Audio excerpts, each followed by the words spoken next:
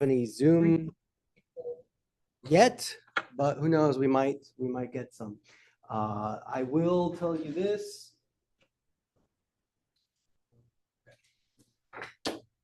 This is DM. Yes. Okay. Already there. So the password is I am digital. I don't believe they should be capitalized, but let's see. Let's try.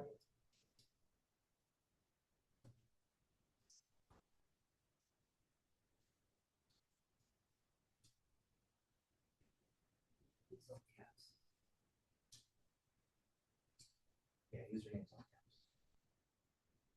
Oh, great. Good to know. Good to know. All right. This is DM75. I am Tim Allen. I am a film and television professor here on campus, and also I work with Photoshop every single day of my life, for good or bad. But I will tell you, Photoshop is an extremely, extremely valuable piece of equipment. I will tell you right now, the computer lab has Photoshop and all of the Adobe suites on here. You're welcome to have it. If you have a computer that has a copy of Photoshop, you can work on your own computer. And this is a hybrid class. So if you don't want to attend in person, you can attend on Zoom and watch the Zoom lectures. You're all required to either be present or watch the Zoom lectures. We'll go over how you get graded on everything here in just a bit when we go over the syllabus, and then we're going to have a lesson about the intro. But the first thing for people who are here or people at home, I don't require a book. You don't have to buy that, but I do recommend buying or purchasing or having an external hard drive. Why is that? If you're using the computers here on campus and you save something to the desktop, the moment you log out, it deletes everything.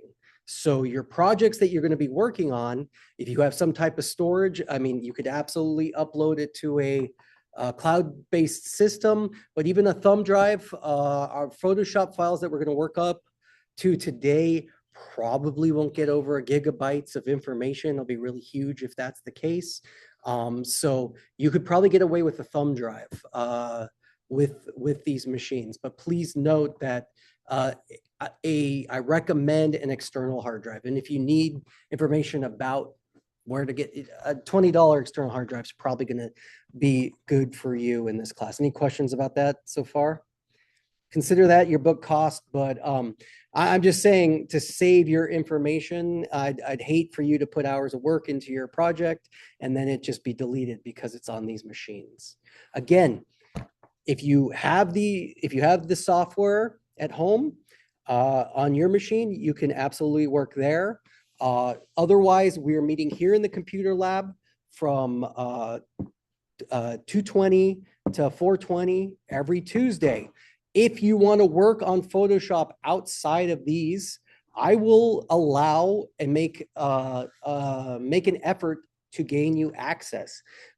Any single class I teach in the TV studio, we have a bay of suites that have the Adobe products. As long as I'm in there, I can grant you access. So there's limited times that we have access here to the computer lab, but I have other computers. So can you just speak to me and I will say, hey, I'm available these times. You can come and I can open up the lab for you or whatever.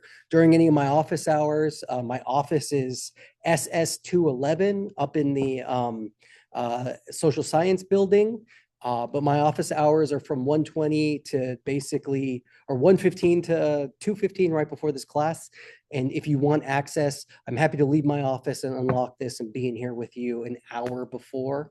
Also, most days I'm willing to stay an hour late after class. So even though the lecture will probably be about an hour to hour and a half every single week. And then I'll go into lab time where you can work on and do your assignment. You should be able to accomplish all of your assignments if you follow along with my lectures. I'm going to go over each and every week, this is what I want you to do, and then show you how to do it. And then your job is to basically repeat what I made this week. Does that make sense to everybody? Let's go over the syllabus really quick and just clarify. Again, I will tell you right now, and Tony and Angel have taken my classes before. I love being interrupted. I love if you can raise your hand, you can just say, hey, Tim, and I'm happily will answer any and all questions. It's really important that you read the syllabus though, because this is my contract to you. Every single one of these lectures on Zoom will be recorded. So what does that mean? Okay, it is disconcerting that no one has joined the Zoom. So I want to make sure I logged into the right Zoom link.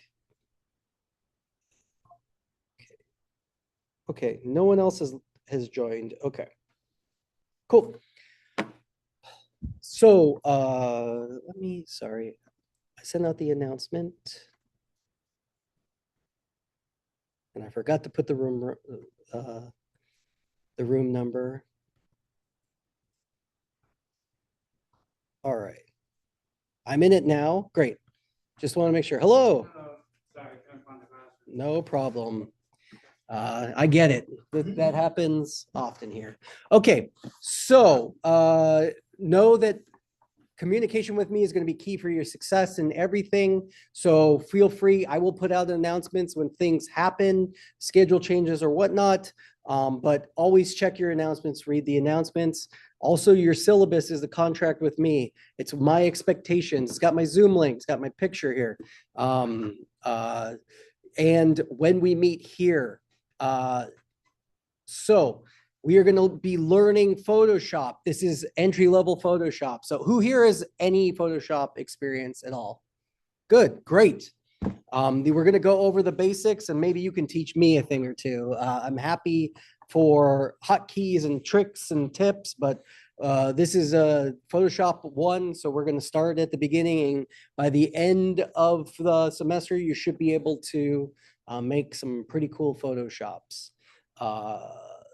In fact, while we're talking about that, your part of your final is to use all your knowledge and just make a really cool image. So Tim, question, Tim. Yes. Why don't I just use AI and make it? Well, AI sucks, first of all. It's not going to be good. Photoshop is an extremely, extremely powerful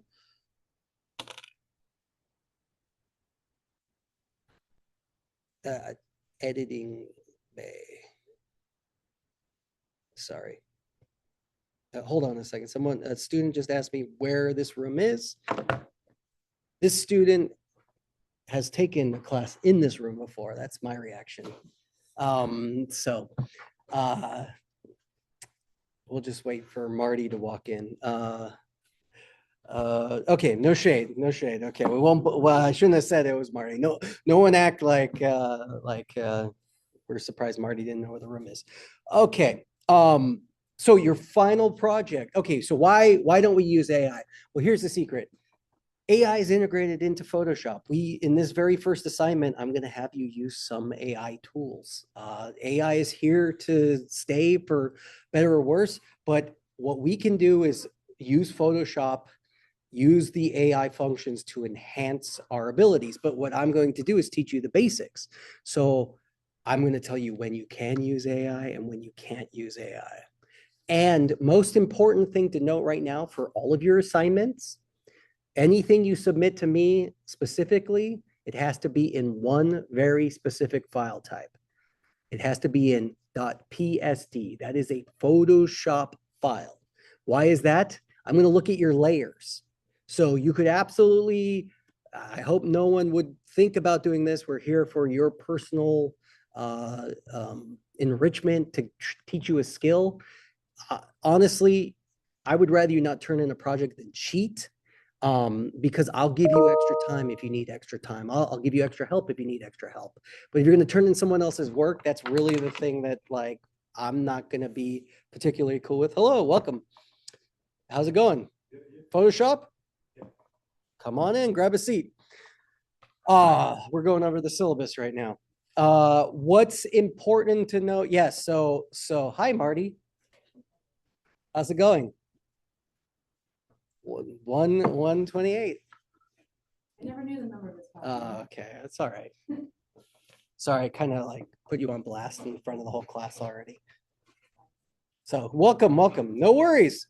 I am going to tell you right now, I'm pretty chill with you coming late or whatever, but you missed the first part of the lectures, whatever. This is the first class. I'm just reading the syllabus. So you haven't missed anything yet, except I did go over how to log into the computers. Username and password for your computers are right up here. I am digital and then I digital. Why is it that? I don't know. They set it up that way. Okay, we're gonna learn basic Photoshop. It's hybrid, so if you can't make it, no problem. You can watch the Zoom. There's a Zoom link, or you can watch the recording. I'll even let you like not be in here, but it's really important to watch the lectures because we'll go over everything.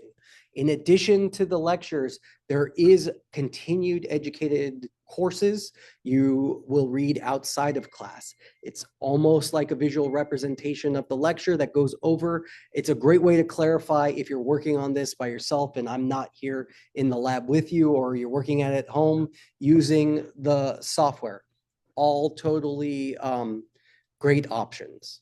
Questions, comments, concerns about that as well? Feel free to shout out if anything. Yeah, information about me. I love movies. I use Photoshop every single day. I'm a film professor, so Photoshop is one of the key elements that we use to make posters, movies, fonts, graphic designs, even things that are in the background of films. So I've been using Photoshop for the last 20 years, probably. And just know that Photoshop gets updated every single year, multiple times a year. So there's going to be new features that are new to me and we'll learn together. What can you expect from me? Open dialogue, communication. If you email me or text me, here's right here. Here's my cell phone number. Text me. Feel free to text me. If you want to be a maniac and give me a phone call, I'll send you the voicemail, then I'll check the voicemail and call you back. That's my process with everyone but my wife. But realistically, if you text me and we've never texted before, please introduce yourself. Right, Tony? How do we never? I felt like we probably iMessaged before or in the Discord. I had nothing, so that's why I said, "Who is this?" But it will just. I'll say, "Who is?" I'll answer your question, but may ask who this is because I get a lot of students. I have a lot of texts, and I don't save everybody's contact information in my contacts. So if you can just say, "Hey, this is Marty." Then at the very least, if we've texted a bunch and I don't know your number, I'll scroll up to the top and see, oh, this is Marty, who I've texted probably 100 times easily. I answer the text faster. If you do want to reach out on Canvas, Canvas, I'll respond pretty quickly. Usually give me 24-hour grace period if something, if it's the 48, if it's the weekends, but I usually do that. Your grades will pop up within the 2 weeks of being turned in. Marty's messaging me right now, texting me right now. Thank you, Marty. And I'm happy to provide as much support, right? Messaging me will be a great time if it's like, hey, Tim, I want more time on the computer. Can we schedule this? My office hours are posted right here on the syllabus. You can also email me. So lots of opportunities to interact with me, but communication is going to be key. Required software is Photoshop. I did also recommend a hard drive. I didn't put that there, but anything you work on these computers, if you save them, they're going to you can either, I recommend saving them to your email, maybe uploading them to a cloud base. They're going to be big files, depending on what you're working on. But a thumb drive might be the proper recourse because PSDs, not necessarily, unless you're working on a really big file, won't be. I worked on one today that was 2 gigs and it didn't need to be that big. Okay. Late policy. My due dates, let's see, yeah, due dates. Due dates are always going to be Sunday at midnight. You're going to have three things. We'll talk about that due every week. And that's going to be an assignment, a quiz, and sharing your work. Those are the three critical things to how I judge your understanding of Photoshop. And they're all due by Sunday. Here's my late work policy.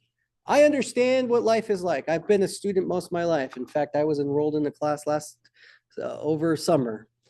I accept late work. Okay. You may be docked points if you turn in late work. Tony, have you ever turned in late work for me? A couple times, yeah. Have I ever docked points off of you? I can't really remember right now. Maybe. No, Maybe not. I'll tell you right now. I say that as a way to like say, hey, please turn in your work. But I'm going to tell you this. I'm going to be upfront. I think if you do work, life gets in the way. Sometimes you have to prioritize other classes. I understand, but I will grade all of your work up until one point. And the one point is the very last day on the very last class at midnight, I get locked out of my ability to grade anything. So if you don't turn anything in to the very last day, then I can't grade your work. I'm going to tell you right now, I set up all the due dates specifically to ease you through the process. So you're not at 11 p.m. on the very last day trying to turn in a semester's worth of work. You're not going to be able to do that. And then I can only grade the work that you turned in. And I can only grade the work that you turn in. So you have to turn in the work in the proper spaces. We'll go over how to submit assignment and everything. But doing that is key, because if you email me all your assignments, well, I'm sorry, I can't, it has to go through Canvas, or else it looks like I'm just giving you grades without work, and that's favoritism. Can't do that. Everyone understand that about turning in assignments? So, hey, Tim, I'm sorry. What I do appreciate, if you can't be here or you need help, please reach out and talk to me. I'm going to help accommodate as possible, but I would love, hey, Tim, I can't be here the first 2 weeks of school or class. Let me know, because if not, if you aren't turning your work and you're not showing up, then I might drop you. I'll probably reach out before that, but if you don't want to be in class, come on in, grab a seat. What's up, Willow? If you,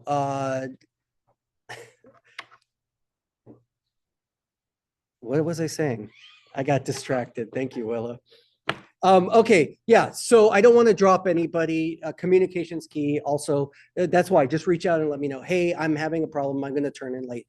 Great, turn in late. I'm not gonna dock you. You're grading. This is what's important. Grades based on 1,000 points. I make it easy so that you can understand. Well, it's not a math class, but 1,000 points. So if something's worth 100 points, it's 10% of your grade, right? And so just know that the assignments each week you're going to turn in basically what we work on in class is worth 22 points of your grade.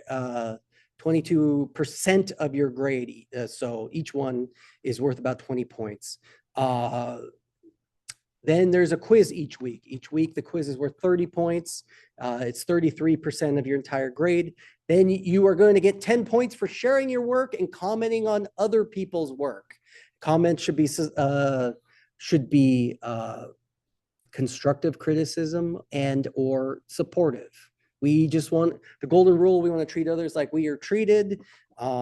So I will be the most critical person probably, but you could say, oh, how'd you come up with this? Ask questions, make it substantial. Just saying good job is not good enough to get the extra points for commenting. You just need to, hey, I really like how you chose this color blue, or you really nailed it, or whatever it's going to be. Your final project is 15% of your grade, and the final exam is 20% of the grade. The final project I'm assigning you right now, just make me a really cool Photoshop. It can be anything you want, but just know it's designed to learn and go throughout the year. And my final is I just want to see a really cool Photoshop that showcases your abilities. So do you want to do image creation? Do you want to do photo doctoring? Do you want to do an advertisement? You could turn in any of the elements that we're going to learn about in class. Okay, that is the assignments. I kind of did the breakdown. Here's the point breakdown for A minus, B plus, B minus, FD. You can take this as a pass or no pass class. Do I have any pass or no passes here? All right, we're all looking to be in this range, okay? We all want A's and A minuses. Yes, great. Here's a bunch of information for you in support about things, honesty policy. I kind of talked about that, learning services, and the schedule goes over every single thing each week, including everyone's favorite week right here, spring break. So right there. And week 7 will be spring break. Yay. Okay. Shall we get started? Ooh. Okay. User, I am digital. Password, I digital. I recommend you can watch me, but I really recommend following along. Now, getting into once. So if you haven't logged in yet already, please log in. And then I want you to go into Photoshop. In order to get into Photoshop, you're going to need your G number and password to get in there. I will also look, you can see, here's the module for week 1. I don't know if any of you looked at it, but here is where I'll post the lecture. It has the link. Each week it'll have the link for the Zoom. It's going to be the same link every single week. And most notably, I would recommend all of you getting into Canvas right now is the example files. I have a Dropbox here and 2 things to download. We're going to click here and we're going to hit download those 2 things. And that's what we're going to work on.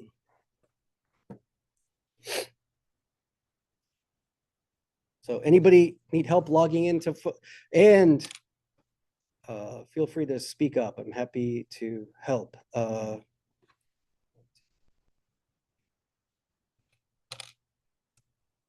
know what?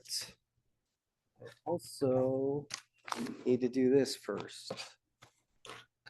What's up, Willow? Love the makeup.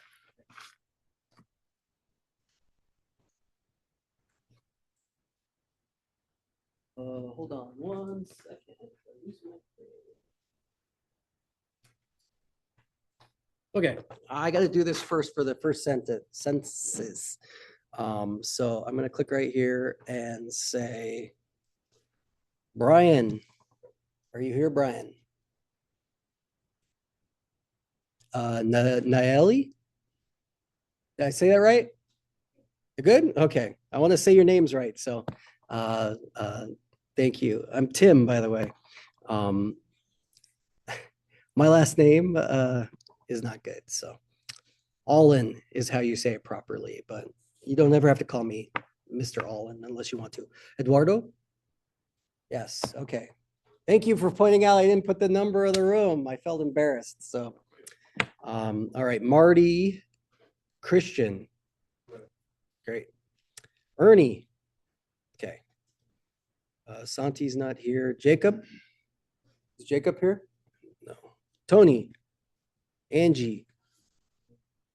Cindy's not here. And Angel.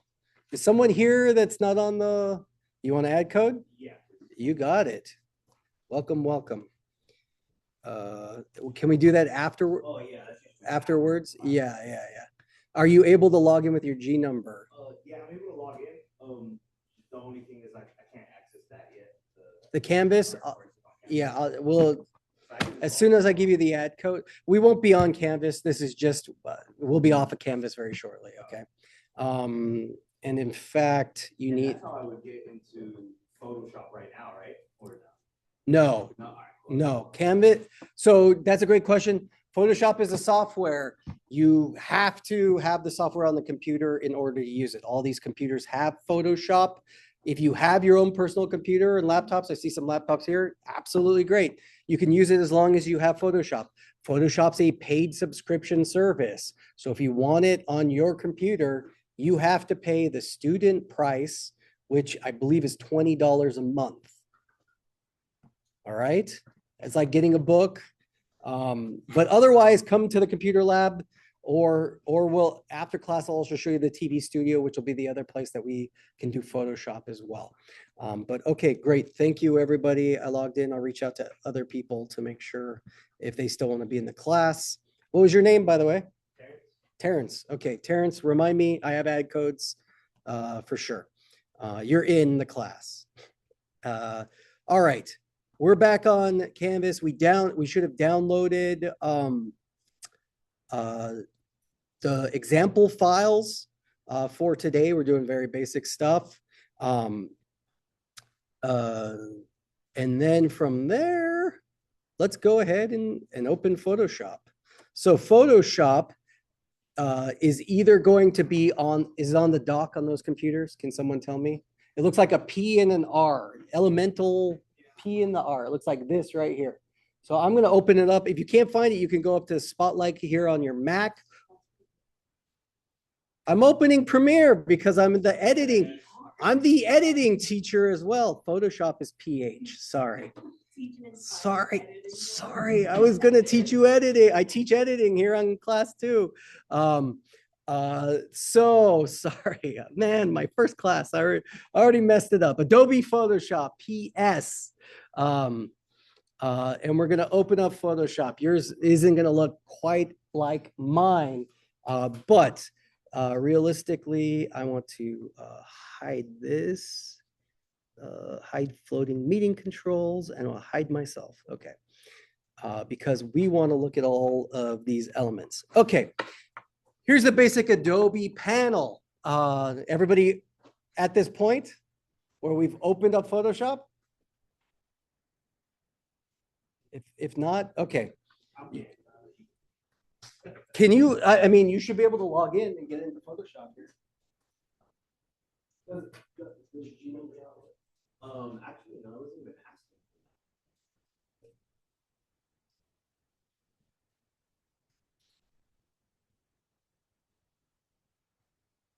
Yes, yes. Photoshop.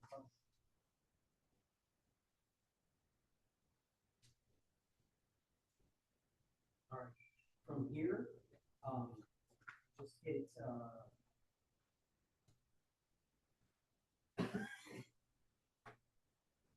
you use your get email. Yeah. Oh, okay, so you're a brand new student?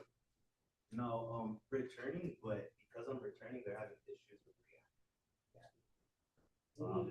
I'll let you.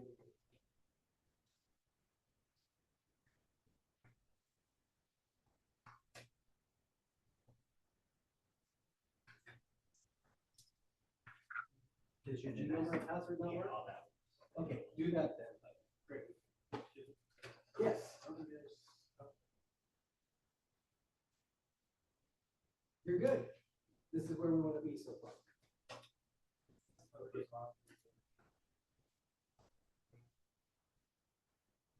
You just automatically go up there. We're good. We're gonna be good then. If you're into Photoshop, you're good. Someone's already jumped ahead. 5 steps already. This is basic Photoshop. This is basic. Well, you just do it. You double click that. What's funny? What?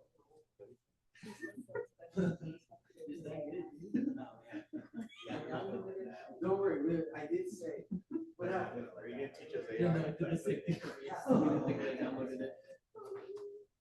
Hey, I got it. No, Jason or Ron. Can we log in your Gmail? He doesn't have that. Yeah. I think you just have to use yours. Okay, all of your stuff is blank. You can see all of my previous history here. But we're gonna go over the panel. Okay, right here, Photoshop. if you hit the PS, that's the main button that takes you right into Photoshop. I didn't want to click on that. So let me go back to the previous window.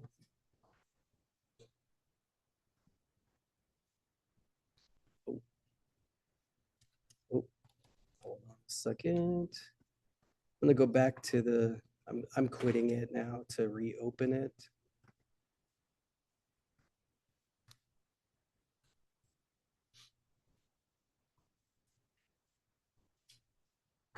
Okay, we have right here is new files. When we're going to do a new file, we'll start that. We can open a file this way. You can open up a PSD file, which is a Photoshop file, or you can open up any type of image. We'll explore that in a bit. Also, please note that this is the home button right here. There's a learn feature you can see that has tutorials by Adobe if you want to go bonus and learn more. Your files, these are all saved things that I've done in the past. You can save locally on your computer, or you can log in and save to the Adobe Cloud, which I am connected down here. We'll see you can connect right here. All right, back to home. Shared with you are projects that are shared with you. I don't have anybody. You can work collaboratively in a Adobe Cloud situation. Projects, again, you can set up projects that have files within it and images within it. You can see all my active projects that I'm working in. Templates. Now, this is an Adobe Express option. Is that a window? The computer just doesn't work. You can see there's a lot of different templates here. Look, we can go through and say, hey, I want to use a template for my mood board, a portfolio. These are basically pre-built things that we can go in and redesign. We'll play with this in a bit, but just want you to know all the options. That's template. Lightroom photos. Lightroom is an Adobe product for photo processing. You can see here some of my photos that I'm currently working in, but realistically, you take in the camera raw, you adjust it in Lightroom, then you can bring in Photoshop to touch it up. Generation history. This is a newer one. These are all examples. You can look at your previous history. Do you have a question? Yeah, I got a question. You good? You already signed in? Don't log them out. I mean, if they're in, we're not going to change anything. So, I mean, here, I'll show you how to log out.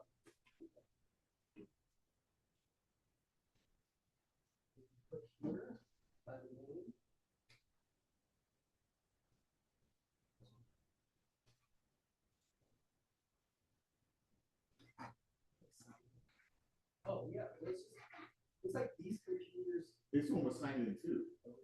But, Yeah. Well, there is another Photoshop class in here on Wednesdays, but well, he's in, so. yeah. So then when you go back here. Yeah, if your credentials work, sign out and sign in. What we're doing, so it looks like the previous students got here, they left and didn't sign out of their accounts. We're not gonna change anything, we're just gonna work it. Here, let's. So. in order here-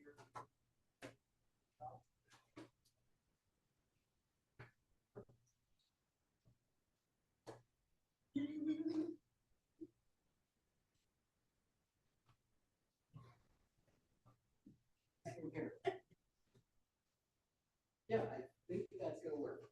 These computers function a little different.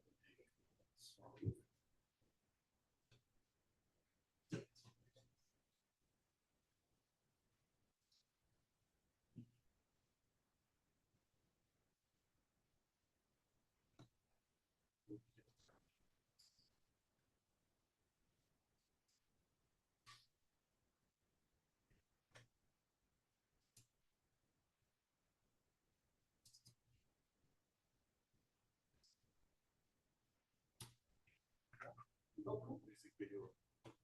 Not with me, though. That's awesome. Have you started yet?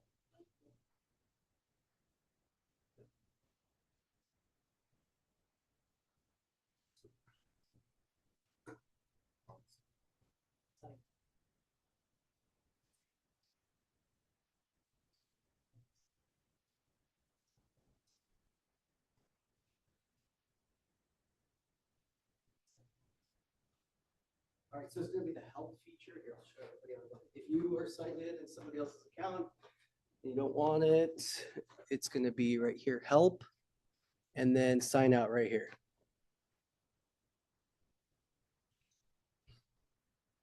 All right. Generation history should be there.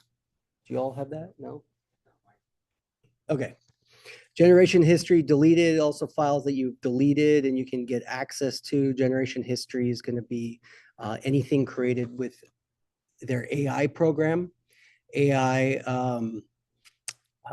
they have Adobe has Firefly, which is a AI, their AI version. As you can see, I haven't generated anything with their AI. Sorry, Jason.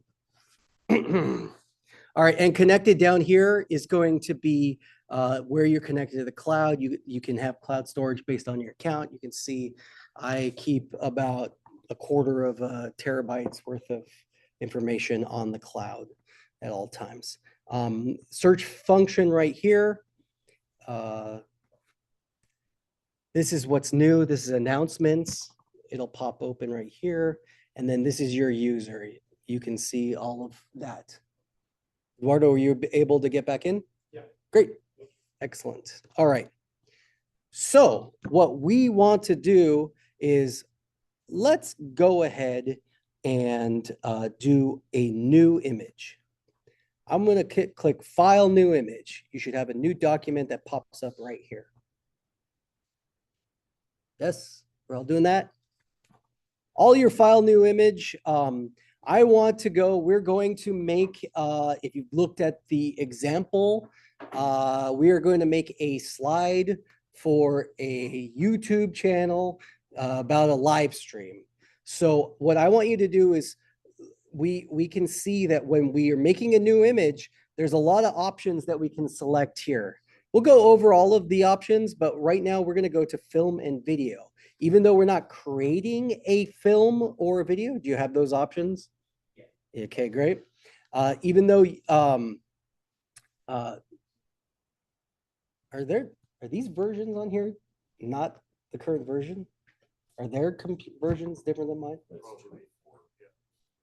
We don't update that? Not on me, no, because they got stuck or whatever. Okay, good to know. All right. Well, we'll see. Quite different, right? Yeah. Probably all the AI features. It's just gonna be featured in the title. Great. 1, 2, 3, 4, 5, 6, 7, 8, 9. Okay. There's 9 of us, and some of you are on your laptops. We're going to, after today's class, this will be our first one, but after class, I'm going to walk you to where we can use the more current Photoshop, because I'm teaching 2026. I'm not going to teach you an old version. Why would you learn an old version? So after today, let's just meet in the TV studio. I'll show you where it is and we'll go from there. Okay, makes sense. Next week we can still meet here, and where the TV studio is literally like 8 steps away from here. So I'll show you that afterwards.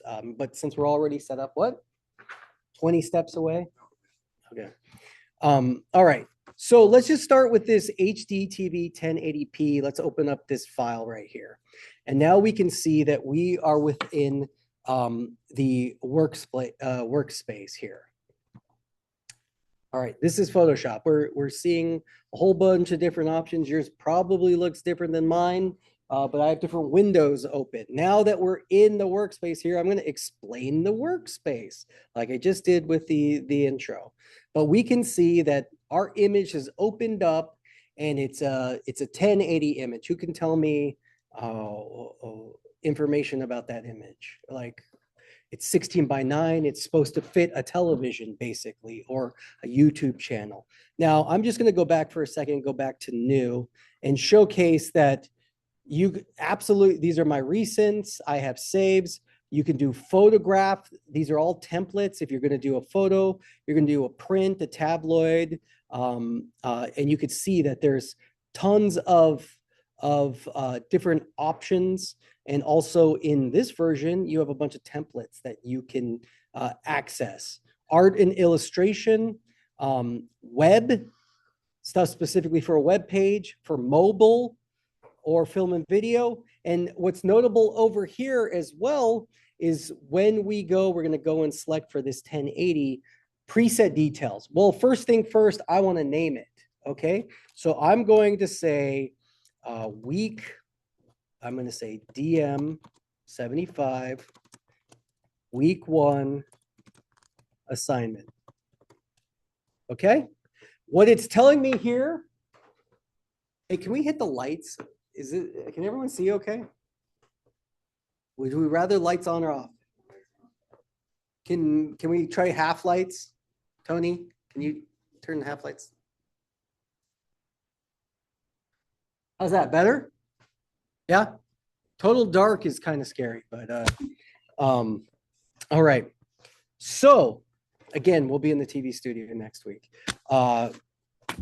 So what's also notable is right here, width, height, resolution. Those are all elements. Now, TV resolution is 72. The higher the resolution, the bigger the file size. So note that comes into factor. If you're going to print a big poster, you probably want like 200 or 300 resolution, which ends up being DPI, dots per inch. Width is the long ways of the image. Height is the up and down, right? So realistically, the image that we're going to create today is going to fit on my phone a long ways, or my TV or my screen. And guess what? If we wanted to make a portrait mode on your phone, we would switch those height and width and just rotate it that way, right? So look, here's the orientation. So look, we just changed the width to 1080 and the height to 1920. Also, we're working in pixels. Pixels are the digital information. That's how many pixels long. So there's 19 by 20 pixels long in this image. And what's notable is we can change our measurement to inches. So now we know that the image we're working with is 26.667 by 15. 6.7, yes. Okay, great. Geronimo, of course, is the one who said 6.7. How old are you, Geronimo? 67, right? Okay. Also, you can go by centimeters, millimeters, points, picas. There's definitely, I've never used centimeters, millimeters, points, or picas in my life. I only use pixels or inches. And then usually back to pixels because that's the digital information. Also note that you can choose RGB color for video. That's important. CMYK color. That is good for print. Grayscale would be black and white. And there's lab and bitmap. Again, those are kind of web-based. I don't really use it. But the default's RGB color in this mode, and 18, 16, 32, 8 is going to be fine for what we want here. And then our background contents is white. It's basically our back workspace. Where do we want it to be? We could change it to red, and then when we start a new image, it'll instantly be red. But white is a good entry point there, okay? And so then we said create. Okay, so now look, because I created one, I have an untitled -1, and I also have the one that I titled here, okay? So what I'm gonna do is I'm just gonna like exit out of the untitled one, and now I'm gonna work in this one. I'm gonna teach you the most important hotkey ever, okay? Command S, that is your save feature. Command S will automatically save. Now, what's great is because we're not, programs crash less, but you're working on old school computers. We might lose work.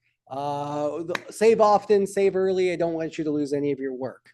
You should be looking at something like this. You can see this is our Photoshop window. It's like any window on a computer or a PC, we can make it bigger or smaller. It's going to collapse everything. I want it to eat up the whole space. So I'm going to hit the green or maximize button. And that allows me to look at the entire screen. Our home button right here takes us back to the home page. Okay, but I want to go back. I'm going to hit back. The home page is where we started, right? But if I click on Photoshop, it's going to take me right here back to my workspace where I already have my project open. And what's notable here is here's presets, auto select, a bunch of layers and information that pop up here. We'll go over all of this when we get there. But note that this is the workspace. This is our image. And what do we notice about looking at this default that this image has come in? Is there anything drawn on the image? Look, you can look at yours. Huh?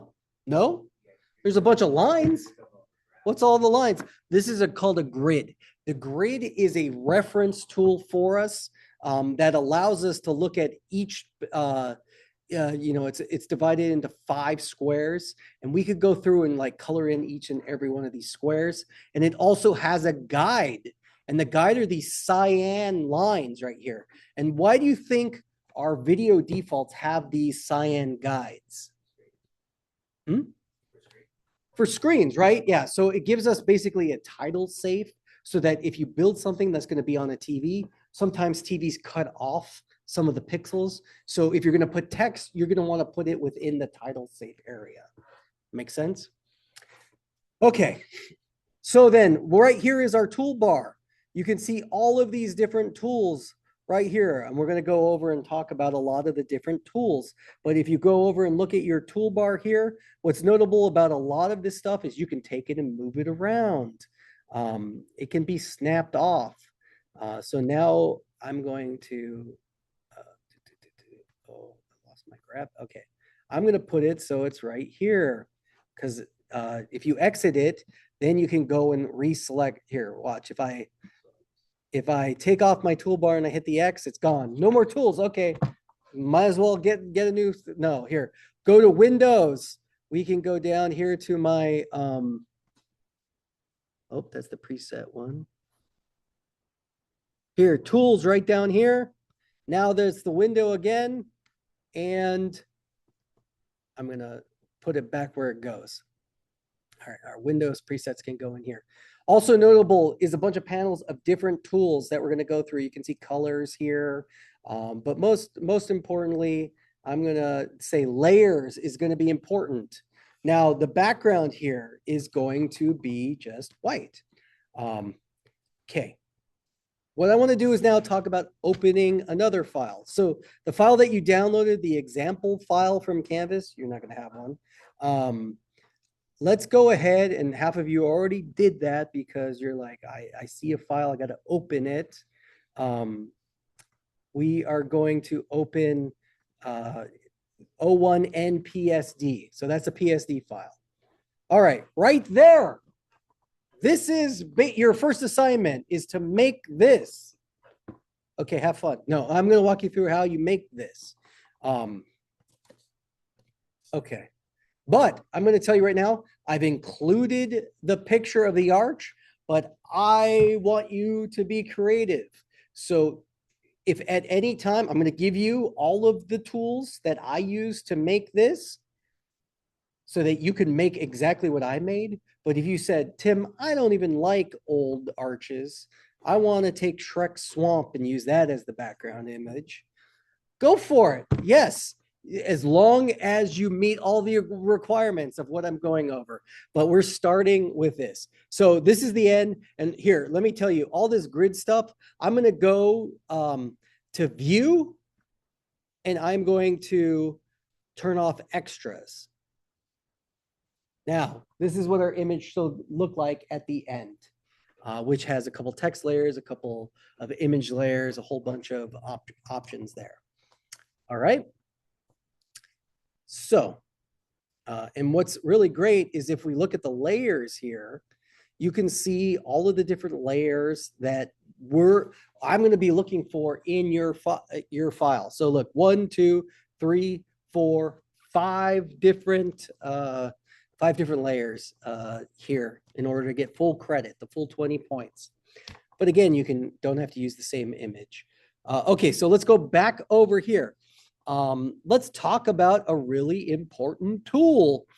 So I'm going to go over here to toolbar. What's notable is there are way more tools than what we can see. We're going to learn about them. But any of these tools, it's hard to see up there, but right here, the one that looks like a magic wand, you all got that one? I'm hoping, looking at your toolbar. There's a little arrow under it. If we click and hold, or if you control click, it'll reveal hidden tools. So I have groupings of tools in here, and all of the groupings will allow you to select the different tools.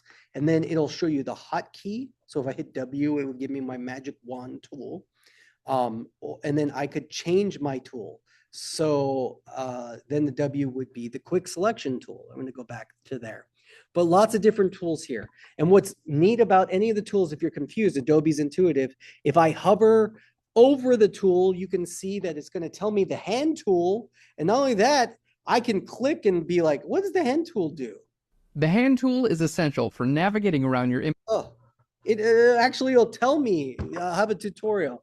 I'm assuming your editions might not have that, but yeah. Well, next week we'll be on the same spot. Okay. So then what I really want to show you is how we change the view. All of our views kind of look different. Who knows how you can change the view in Photoshop? No, I do. What I'm going to do is I'm going to select this tool, which is the magnifying tool. What do you think is going to happen if I magnify tool? Look, I click, I'm just going to keep zooming in on wherever the location is that I'm zooming in. All right, well, how do I zoom out? Oh no, I'm clicking, it's just infinite. We're going into the void. Okay. The way that I can, so the normal tool is a magnify tool, a plus tool. If I hold Option, magnifying, it changes the magnifying glass from a plus to a minus. We're going to zoom out. Or what I have right here is I have scrub tool. I have scrubby zoom on right here, which is this option up here. Anytime I choose something, this bar up here will change to the options for the tools. It's going to be important for like painting and paintbrushes and stuff. We can change the text size. We'll talk about that in here, but this panel up here will always change. And so you can see scrubby zoom is on. So what's scrubby zoom? So if I click and I move left, it's going to zoom in. Wait, no, I did it wrong.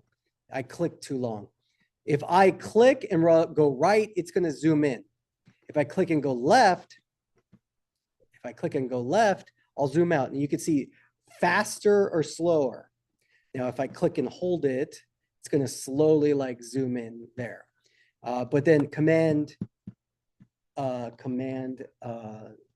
click is going to go minus. Also, just note if we turn off scrubby zoom, and here, it's probably better here. So if I turn off scrubby zoom and I click and I can draw a square, what's that going to do? It's going to jump me into whatever the area I selected. And then minus is going to take me back out again. Also, hotkeys. Command minus, and command plus are going to zoom in and zoom out on a fixed point, whatever the center of your screen is. I use that command a lot rather than getting into my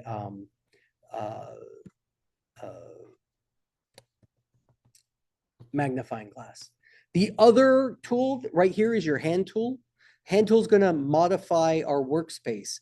We can move the entire workspace without and adjust for our view. That's the main focus of the hand tool, is to move the entire workspace. Questions, comments, concern? We all feel comfortable with how to zoom and view and all that fun stuff? Yeah? Good. Okay. Let's go back into our image here. Okay, now we want to import an image in here. We want to place an image. So we are going to go ahead and we're going to say,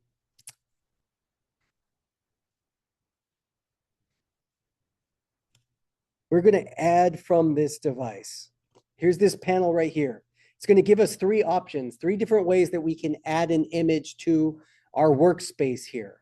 We can add from device. We can add from free stock. I don't know if you have that option, probably not, or generate an image. This is AI from Firefly.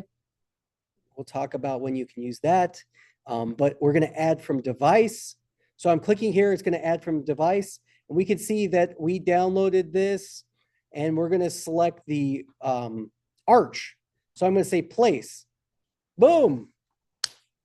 Everybody placed your image? Feel good about that? No one's saying anything, I'm assuming. Huh? You're already there? Yeah, absolutely. So this panel, I'm going to tell you right now. I was going to teach you this later, but this is a great thing to do. Right here, where is it? Brush settings, brushes, character. Oh, it's right here. All right. This panel over here is the history panel. History panel is a great way for us to go back a step. Look, I can click from placing. Now I unplaced my image. That's one way to go back in history. And in fact, when we do more, we'll look at the history panel and see more and more and more how we can jump back. The other thing we could do, Control C, that's cut. Control C is to cut an image. So we want to get rid of this image. So Windows, okay. So undo. Yeah, Control Z, yes. Windows, Control. All right, Command Z on Mac is undo.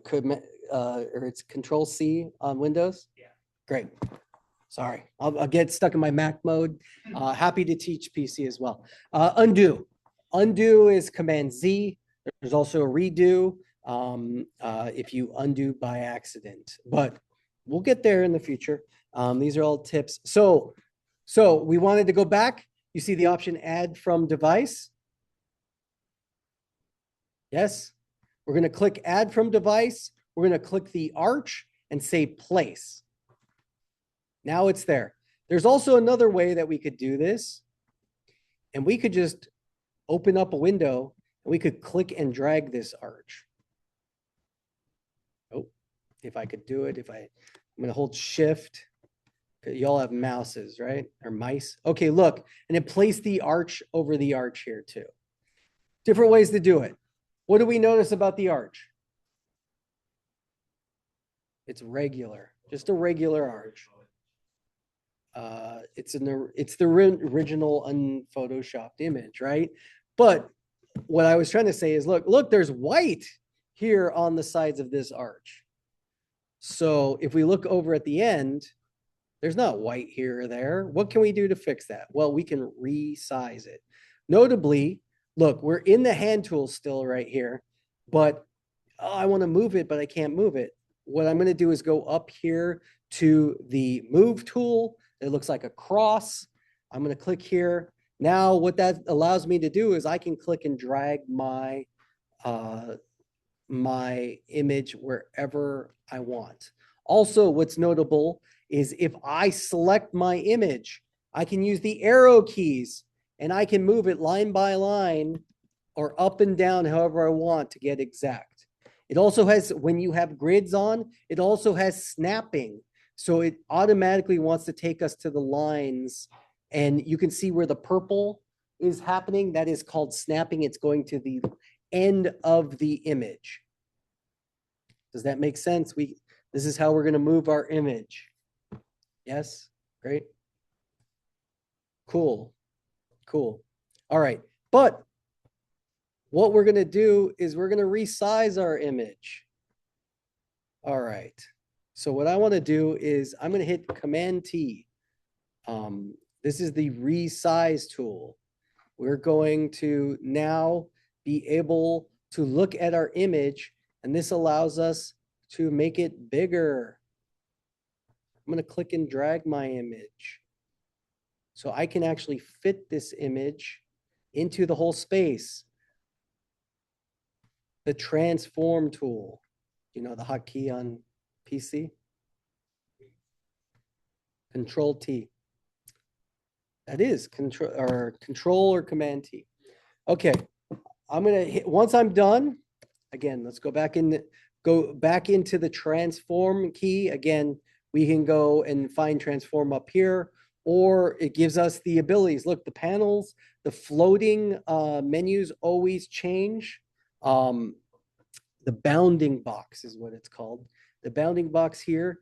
Once we're done with the transform, I hit the hotkey, which is just enter, but really it's done right here. So you can click done, and then you're done with the transform. What did you notice about your image? What happened to the part of the image that was outside of the workspace? It cropped it, right? It's not technically cropped. It is, we're not seeing it because if we click on the image, it still exists. If it was cropped, we're basically destructively cutting it. And what we are going to be is non-destructive Photoshop people, because there is a way to delete the image and crop it. But then what happens if we want to change the image? The stuff that gets deleted is not there. And it ultimately, I used to be a destructive Photoshopper, and then I learned it's way more work. We want to be constructive Photoshoppers. I forget what you call yourself if you work in Photoshop, but you can see we can move it around. So, you know, if we did that, there would be white space back here. And what's notable too is on our layers here, we can hide the view. We can turn off the back layer, which is white. It then becomes this checkerboard, which now is going to be a transparency if we export it. And if you don't have transparency, it'll be gray. If you pump it out as a JPEG, which is a file type that doesn't support transparency. So that's why we always have a background layer. You can see it's locked here with this icon. Just all things to know. All right. So from here, we want to make it look like this. So what we're going to do is we're going to add a new layer. Down here, we're going to go to add new layer, which is the little plus, create new layer. If I hit plus, it's going to automatically add a new layer above whichever layer I've selected. So if I selected here on background, the layer is going to appear above the background. But if I'm selected on the top, like the top arch, I'm going to go there. Also, what I'm doing is I'm clicking on it and I'm deleting, I'm hitting the delete button. But if you want to get rid of a layer, you can also click and drag. There's a trash can icon down here. We'll talk more about all of that, but we should have 3 layers now. You should have a background, should have the arch, and you should have this layer. And I want you all to click on where it says layer 1. You can rename all your layers. This is important for my grading, but also for organization. Lazy Photoshoppers won't name any of their layers. And then when I open up some of my work stuff, you'll see that I have a million things that are just called layer or whatever. But we're learning here to do it right. Rectangles. Let's call this layer rectangles. All right. Here is one of the opportunities that you get to be creative. See how I have orange, green, and blue? You don't have to choose those colors. You can absolutely do it however you want. But in here, we're going to use the tool that's called the rectangle marquee tool, which is right here. It looks like a bunch of dashed rectangles. So I'm going to click on this. And what this allows me to do is draw a rectangle. Ooh, I'm drawing a rectangle. All right. So I'm going to go to about the space here on this layer. Okay. Technically, it was this big. We're going to do that. Also, what's notable about drawing your rectangles is it'll tell you, see the box that pops up? It's telling you the width and the height. So if I tell you draw something that's 1080 by 96, you should be able to create the exact same rectangle as I. Were you able to see that? Feel free to show. Now, what's notable is we are on the rectangle layer. We've selected this. Did you also notice that I drew the when I draw the rectangle, I actually started outside of the canvas, the workspace, and it's only selecting things that are within the workspace, right? So it's not going to select any of the layer out there. Now, what I'm going to do is I'm going to click here on the paint bucket icon on the bounding box. The paint bucket icon is fill color. So I'm going to, well, it's going to give me a bunch of options. I'm going to choose fill color. Now, fill color brings up a color picker. The color picker allows me to choose the color that's going to be here. What it can do is it'll give me an eyedropper. And the eyedropper will allow me to select a color from anywhere within the workspace. So I could even select like this color blue right here. And you can see that new and current, the new will jump around. It'll even allow me to choose the gray that's outside here. I could choose the color that's part of my panels that I've already selected over here. That's great. The color that I went with, also what's notable is we can use hex colors. Who knows what hex colors are? No one? Hex colors are, oh, Marty, go ahead. What's a hex color? This allows me to take a drink of water. Thank you.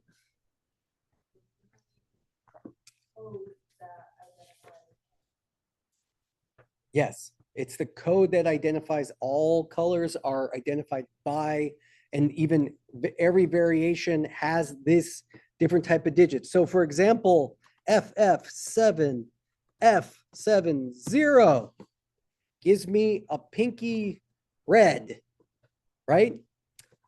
Also, what's notable is like, okay, well, Tim, you kind of have this orange on the finished version. So I can either use the hex color or I can go up and be like, okay, I'm going to choose like this orange. Orange, because Tim's a favorite orange color. And look, anywhere that I pick, I can actually like scrub through the whole color spectrum here.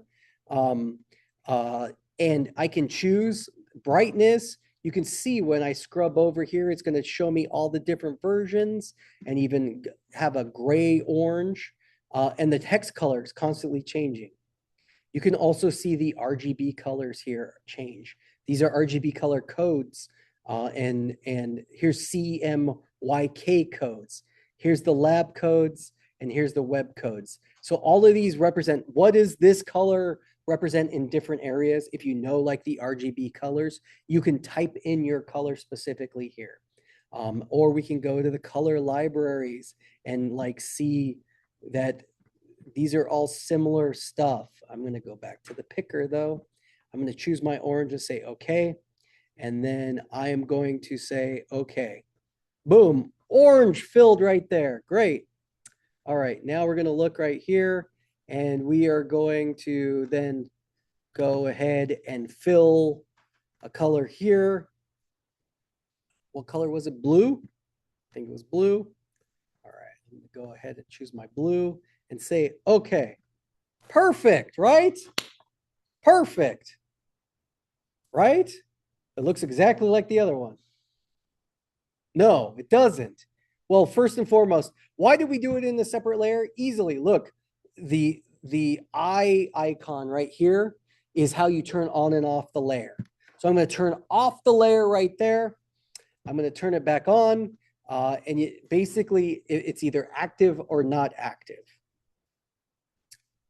Now looking here at the image, I'm going to select here. I'm actually going to use my rectangle marquee tool. Cool. I'm going to do not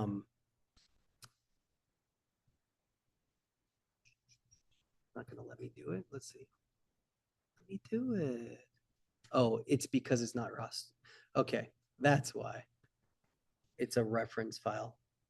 Okay. So let me do a quick option because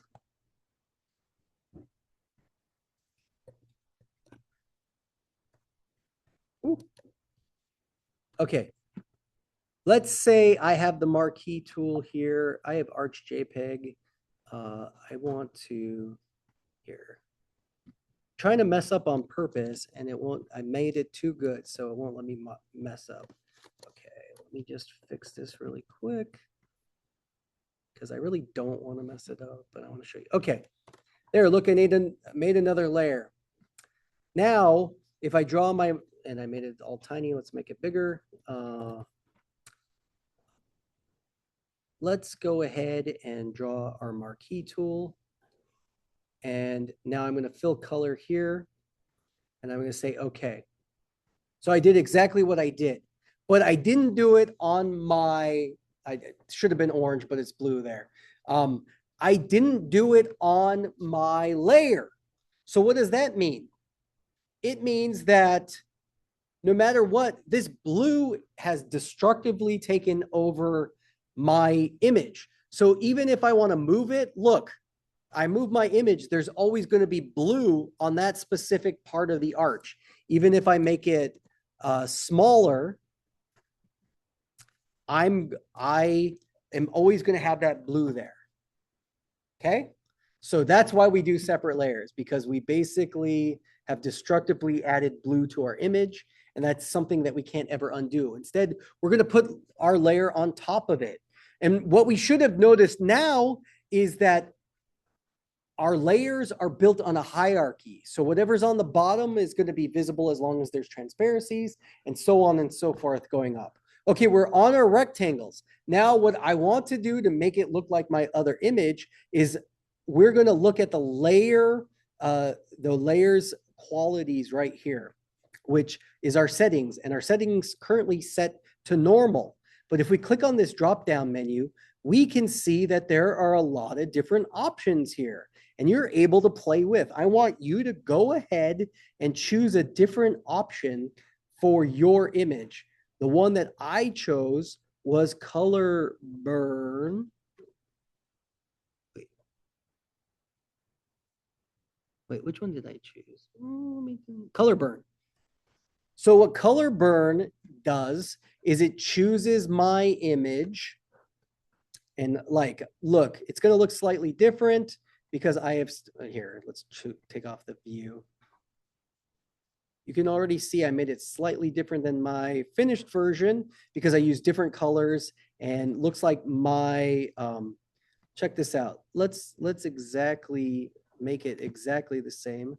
So what I'm going to do is I'm going to say 660 by 1080. Let's go back over here. I'm going to select this and say 660 by 1080. Let's fill the color. We're going to fill the color. I'm going to say blue, say okay, and boom. That looks exactly the same, or as close as possible because I did choose different versions of color. Color burn basically is making your, it's going to accent the transparency from one to the other. You're already ahead. Great, good job. Okay, from here, let's build the green a different way. Okay. What we're going to do is look here and note that my green is a different type of green. I'm going to show you another way to build it. And what we're going to do is we're going to do a new layer, but I'm going to select the arch and I'm going to do the new layer that's in between the top and the bottom. Then I am going to go ahead and edit. I'm going to fill. I'm going to fill with a color. I'm going to say okay. Oops. So it did blue. But what I'm going to do is I'm going to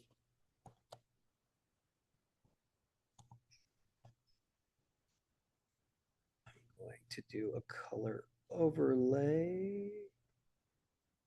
Oh, no, that's not what I did. Sorry, let me look.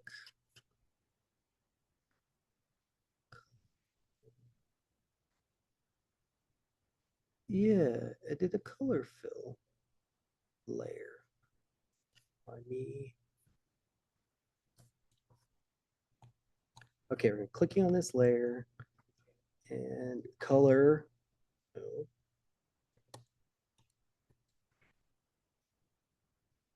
No pixels were selected, just color.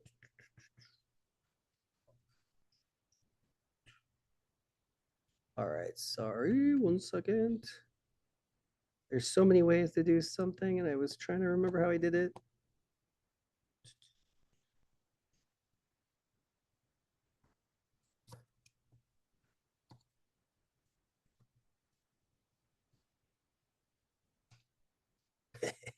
Okay.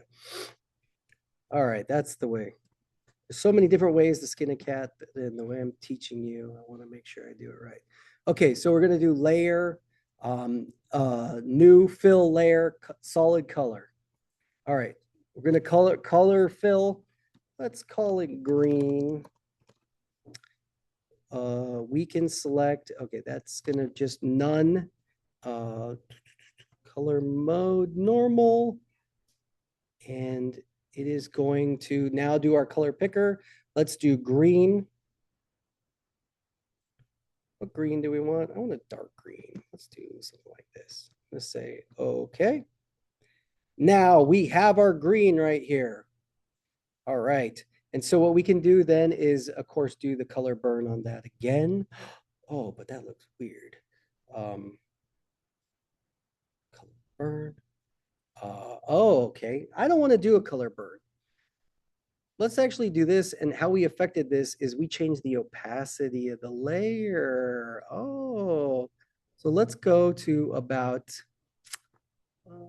let's change this to about 80. Opacity is how see-through the image is. Can you see through it or not? And you can see that affects the colors on these other sides as well. Oh, hello, is someone there? No? Okay. Also, we can mess with this. You can do whatever one you want. Let's do hard light. That'll give us some of our image still. And now you can see why this one looks different than the other one, right? Okay, great. These colors are really like how hard it is. I'm gonna just mess with the opacity a little bit. You can see the opacity, the fill color, we can kind of pick in between. These are all how much fill, like 100% is going to be 100% green. And then the opacity is how much of that layer is see-through or not. So a 0 point opacity is basically deleting it, or going to about 64 is about 64% there. Okay, from this image right here, we want to add text. Who knows how to add text? We're going to use the text tool, T. We're going to type right here. And what pops up is going to default to our font. Wherever we click, it's going to appear. And what's notable about the bounding box is it has all this information in here. What did we say? History 301? Okay. Again, you're not limited to what I put in the other one. So you can do Tim Stinks. It's a little too true, okay? Let's just say I'm going to do, just for this one, Photoshop 1. Okay, and as you can see, as I typed it, it came on here. But let's change a couple different things. If we click onto this first panel or first drop-down menu, is our font. It's going to give us all the fonts that are installed on the machine. And also there are fonts that you can draw from Adobe, maybe not necessarily on yours, but you can go through and select whichever ones you want. I'm going to only ask you not to use one type of font. Please don't use like WebDings or one of these emoji fonts unless if we're using text, I want to be able to read it. So you can play around definitely on your piece, but for example, you can see all of the ones I use a lot, but I'm going to choose Arial Black regular. It's italicized right now.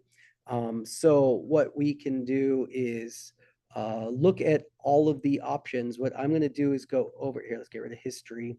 I'm going to go over here to my panels. I'm going to go window. I am going to go into paragraph. Paragraph is going to pop up. Paragraph and character. Character gives us, as you can see up here, we have up here on the top panel, we have many different options for our fonts, but the character one will give us a bunch of different options here as well. What's notable is I had the all caps selected. Yours might not have that. So if I typed Photoshop in upper lowers, Photoshop 1, and it came out like that, what I could do is I could select it all by double clicking it and then going over to my character and hitting all caps. It'll automatically change from all caps to upper lower. But you can see that I started in all caps. Maybe I caps lock or I held shift. You can do upper lower. And what's notable is italicized.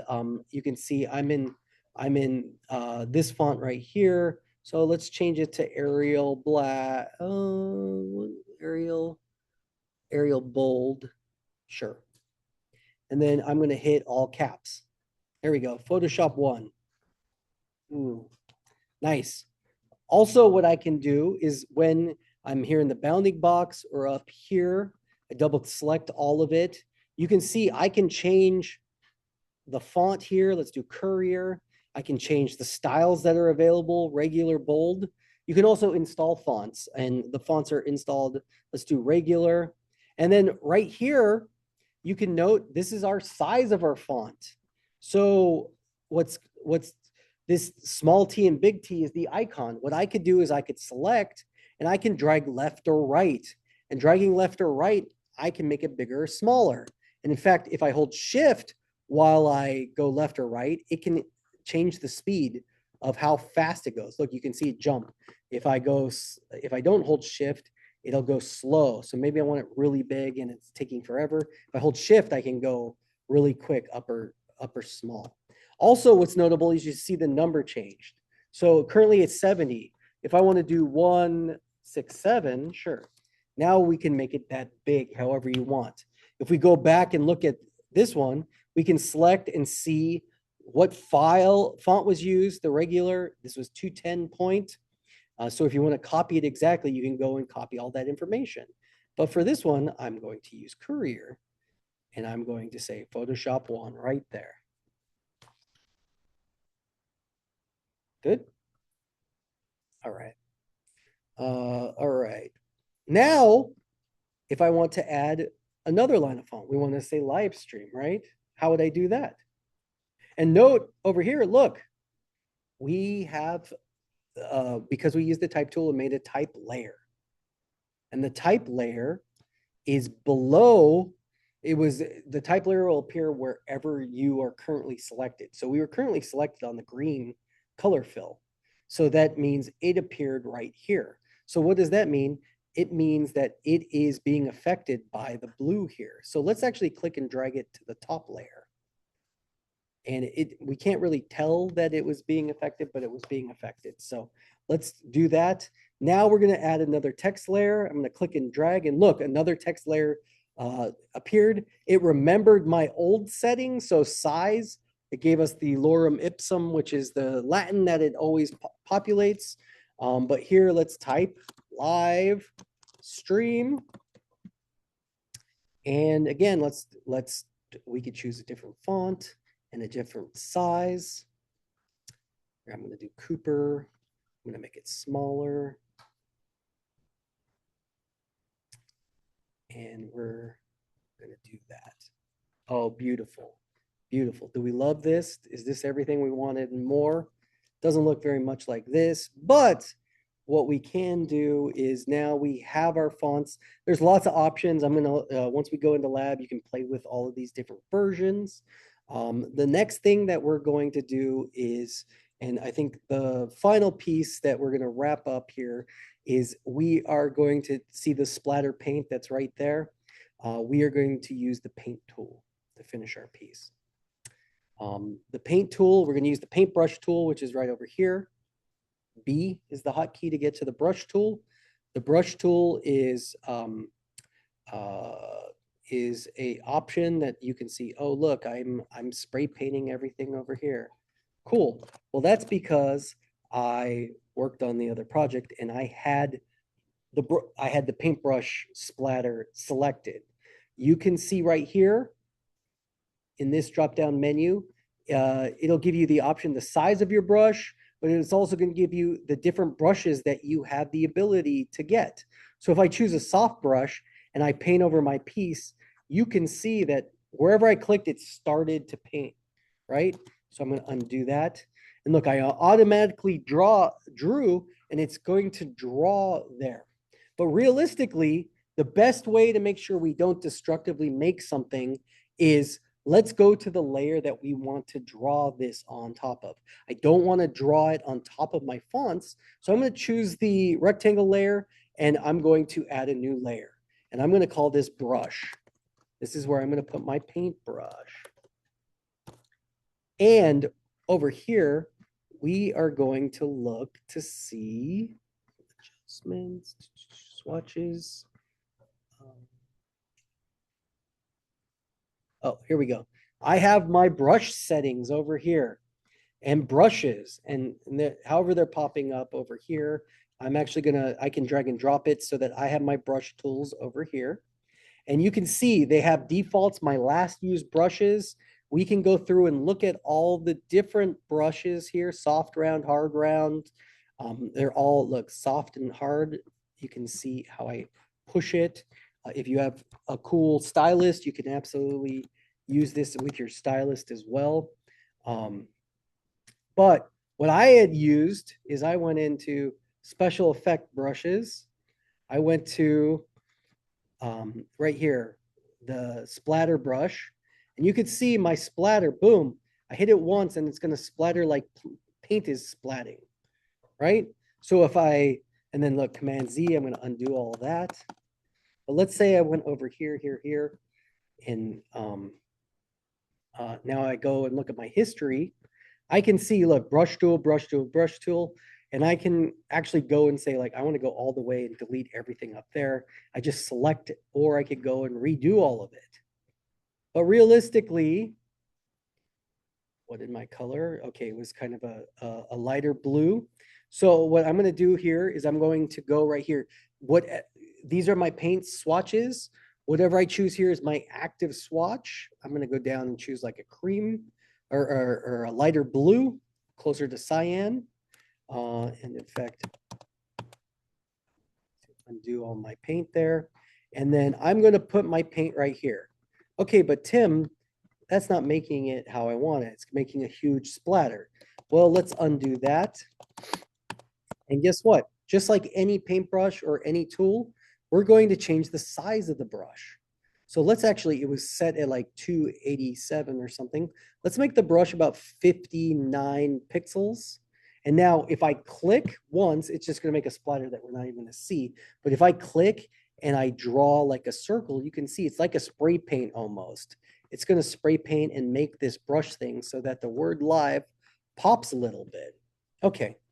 But what's notable too here is like, I am going to just move and put it over. Look, wherever I spray painted the whole layer, I can move it anywhere. And what's interesting too about your layer is if I did T, Command T, I could transform the layer and make it bigger or smaller. But it's better to create your layer and then you can adjust all of these things a little bit. Okay. Last thing I want to do, you're not going to probably be able to do it on your computers, but I did want to show you that like, hey, this looks good. What do we think about my image? Do you love it? Do you love it? It looks pretty close to that. But look, the arch is way over here. Okay, so let's go and move the arch. Oh shoot, if I click and drag, what's going on? How do I get to my arch layer? Well, I can go and click on my arch. Oh no. So what I want to do is command click that, and I can literally just, instead of grabbing everything or nothing, I'm selecting the layer itself. Okay, so now look, I moved it all the way there, but the arch still doesn't really match, right? This arch is also a lot smaller there. So can we, yeah, we're going to talk about AI. Okay, what's notable too, I want to tell you is if I transform, if I click and drag, it's going to maintain the aspect ratio. But what if I want to affect the aspect ratio? I can hold shift while I'm dragging, and you can see I can stretch or make it thinner. Again, if you do that with an image, we make it thinner, the person's going to get thinner. You make it wider, it's going to get, they're going to get squashed. Keep in mind when you're playing with that. All right. All right. So we're going to go here. Yes. Oh, why did I do that? Did I undo it? Interesting. Let's go ahead and make it smaller and fit it there and make it white. Oh. And we're going to get it right there. Okay. Now we're going to mess with, we're going to do one more layer. Actually, okay, so the best way is we are going to mess with generative fill, which I don't think you have the options on yours, but once we get into the other room, you will be able to. So guess what? For your first assignment, I'm not going to expect you to do this. But let me show you this since I planned it for it anyway. I turned off every single layer here by clicking all of those. I also am going to, Marty, do you remember the hotkey to turn off all but one layer? I have to look it up because I forget it right now too. Okay, but that being said, I'm going to use my marquee tool. I'm going to select the area that's missing, and I'm going to actually drag a little bit over for reference. And then we have this thing that pops up right here that says generative fill. Generative fill is AI. It's going to automatically add something there. I'm going to click, and then it gives me a prompt. So a prompt is I could tell AI, hey, make me an ancient column or whatever. But realistically, the best thing about this feature is if you don't put anything and you say generate, it automatically is going to draw from the image and generate. And that's why I turned everything else off, because it would get confused with the other layers and make something green that would really mess it up. Wow, look at it. Do we see that? Check it out. Before, after, before, after, before, after. I think it kind of sucks, but when we turn everything else on, you don't really notice that this was a cooler AI feature that's built in and useful. But as a Photoshop person, I'm looking, we can see the seam, right? Like right here, the clouds, I would go in and fix it. If I use this feature, I almost always redoctor it as well too, so it blends better. I use this when I'm in a time crunch. Also notable about this, sorry, let me see.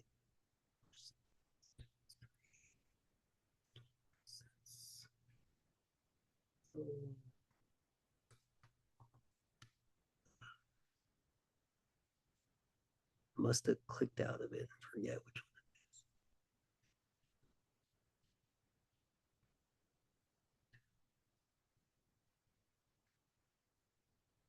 one it is. No, that's not it. It's a newer one, so I don't remember exactly.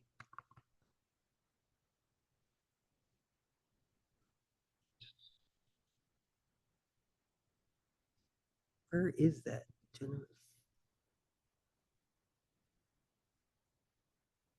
Version history. All right. Patterns, gradients, swatches, color, no. Layers.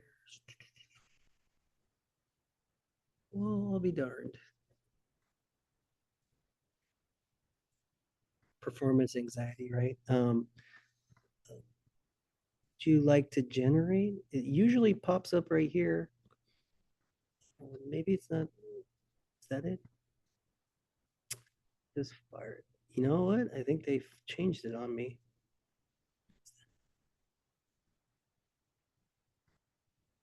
Generate. Uh-oh.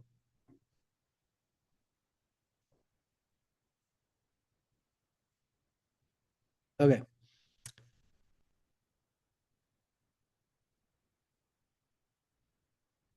See, I don't. Okay, well, you don't have this ability. I'm going to figure out what I did wrong, and I'll tell you as soon as I know. But okay, great. So let's say we love this, Tim. This is the best thing I've ever made in my life. I'm so glad I signed up for Photoshop. Again, this is day one of Photoshop 1.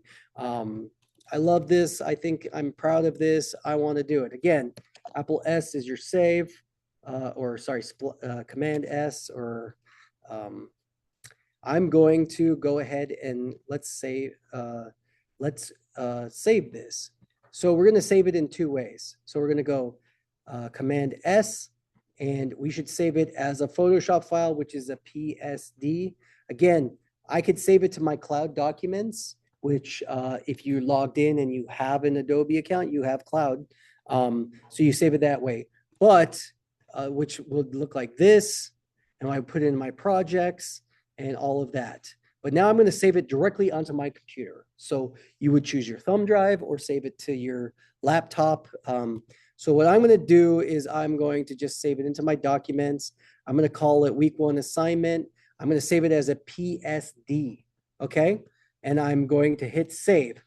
It's going to say, okay. Now the PSD is important because when you open up the PSD, no matter what, it's going to bring up all your layers and you can continue to work on it. But I also want you to export it one other way. We're going to go File, Export. We're going to go Export As. Export As allows us to export it as a different file type. I write PNG, JPEG, or GIF. JPEG is going to be the smallest. You can see all of that. I usually do PNGs too. PNGs preserve transparency if you want there to be transparency in your image, or if it doesn't matter for this one, JPEG's probably fine because we don't have any transparent images. I'm going to say export. It's going to go to my documents. I'm going to export as the same file name, export. And now I've exported. And if we go here and look at my Finder in my documents, we're going to see, here's the PSD and there's the JPEG. Great. All right. Now I want credit, Tim. Cool. Let's go ahead.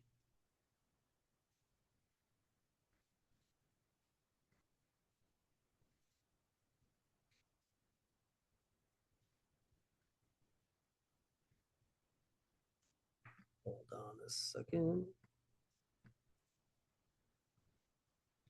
Let's go ahead and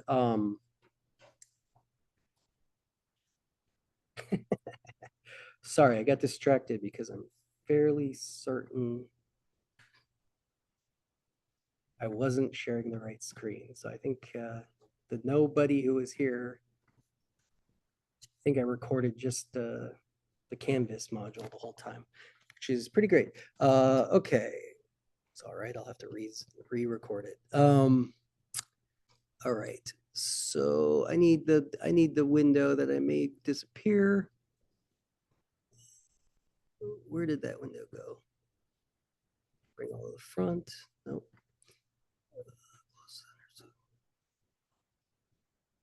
sorry. Oh, show floating panel. All right, let me stop the share. I'm almost certain. I hope I shared my desktop. Yeah, I didn't. Okay, cool. All right, well, here you can watch the end and I'll have to re-record this at home. Great. Love it.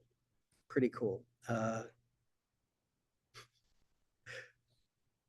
Great. I'm glad you're all here, that you got to watch it. All right. So then what we're going to do is we're going to go to the week assignment. This assignment, you should have all of these. Okay, if you can't do the generative fill today, I'll understand it and make that. But now at the assignment, what I'm going to do is I'm going to view as a student. This was what it'll look like to you. All right. Now, these floating tools are always annoying. Okay. What I'm going to do.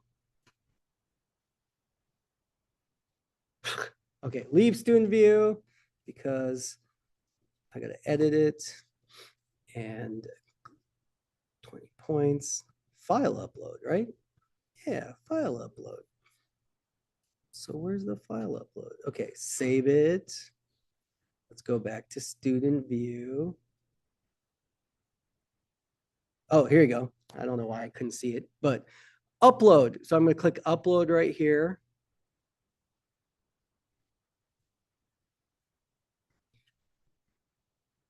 Drag and drop our file, and you're going to upload the PSD assignment.